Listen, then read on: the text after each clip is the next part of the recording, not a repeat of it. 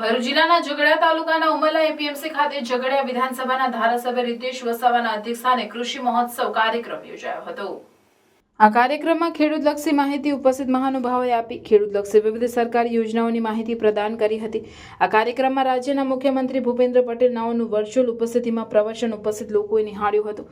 આ કાર્યક્રમમાં પ્રાંત અધિકારી ટીડીઓ, તાલુકા પંચાયતના પ્રમુખ જયેન્દ્ર વસાવા, ઉપપ્રમુખ સોનલબેન રાજ, પૂર્વ પ્રમુખ પ્રકાશ દેસાઈ, ભાર્ગવભાઈ પટેલ તેમજ ખેતીવાડીના અધિકારીઓ તેમજ મોટી સંખ્યામાં ખેડૂતોએ હાજરી આપી હતી।